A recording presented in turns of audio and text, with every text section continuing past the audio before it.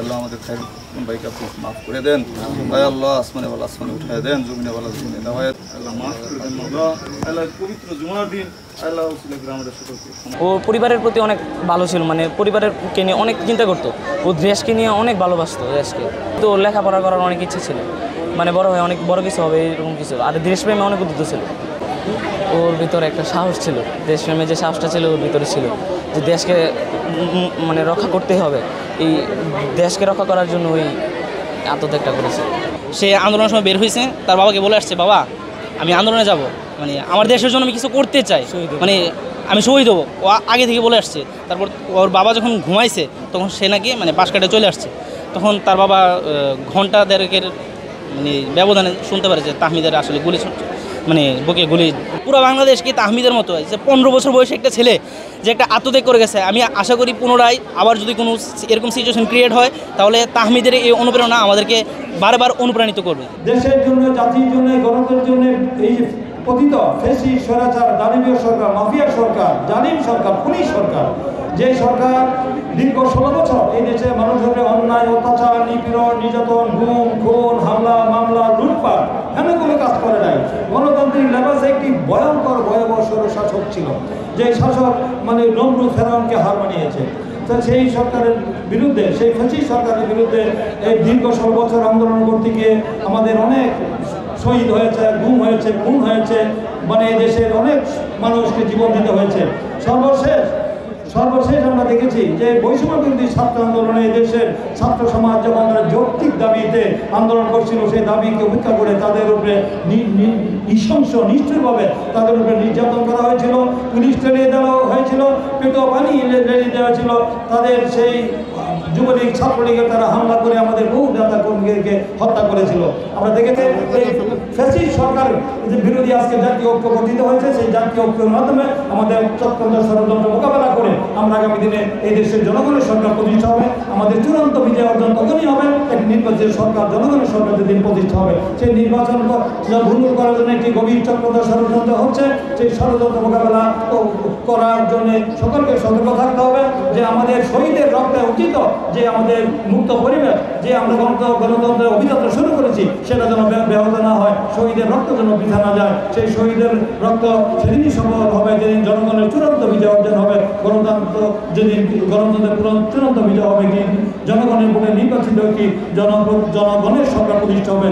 সব মশার বিরুদ্ধে সুরক্ষা দিতে এলো বসুন্ধরা এক্সট্রিম অ্যারোসল, মশার বিরুদ্ধে এক্সট্রিম সুরক্ষা। সেদিনই জনগণের সরকার প্রতিষ্ঠা হবে। সেই কথা বলে আগামী দিনে শহীদদের রক্ত বৃথা না যায়, শহীদদেরকে আমরা চিরদিন স্মরণীয় করে রাখবো এবং তাদেরকে আমরা শ্রদ্ধার সাথে স্মরণ করবো। এবং তারা শুধু একটি আমরা বর্ষপূর্তি বা তার শাহাদত বার্ষিকী উদযাপন করে তাদের স্মৃতিচারণের মধ্যে সীমাবদ্ধ রাখতে চাই না।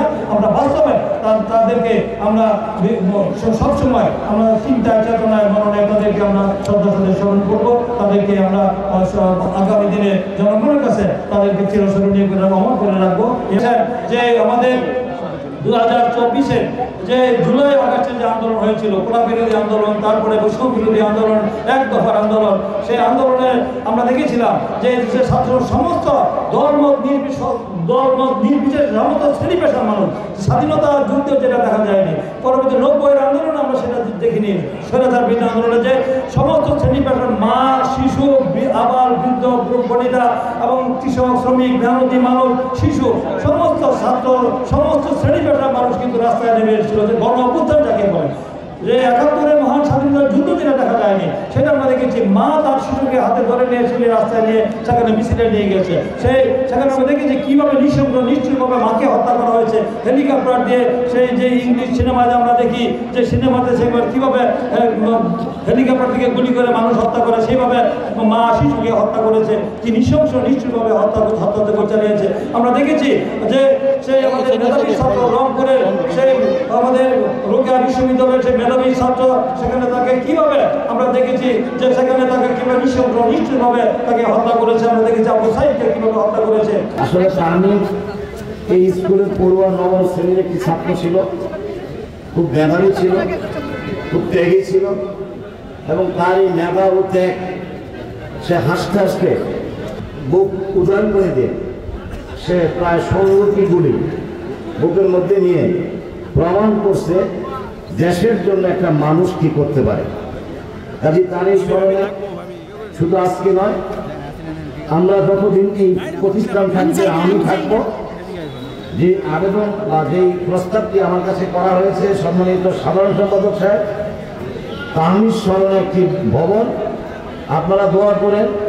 এই যে একটা বিল্ডিং হচ্ছে, এই বিল্ডিং সহ বরাবর গতকালকে আমরা 12 ডিসিম জায়গা 4 কোটি 60 লাখ টাকা দিয়ে আমরা এটা বায়না করতে সক্ষম হয়েছি। এটা আপনাদের আশীর্বাদ দোয়া। এতে এই জায়গায় একটা বিল্ডিং আমরা চিন্তা করতেছি 10 তলা, সেই বিল্ডিংটা আমরা তাহমিদের নামে উৎসর্গ করলাম। পাশাপাশি আপনারা জানেন বাম দিকে তাহমিদ স্মৃতি স্মরণে একটি মোরাল করা হয়েছে। এটা আজীবনই থাকবে এখানে ওই স্মৃতি সৌধের কাছে, শহীদ মিনারের কাছে। যতদিন এই ক্যাম্প থাকবে, যতদিন শিক্ষার্থী থাকবে, ততদিন এইগুলি স্মরণ করবে।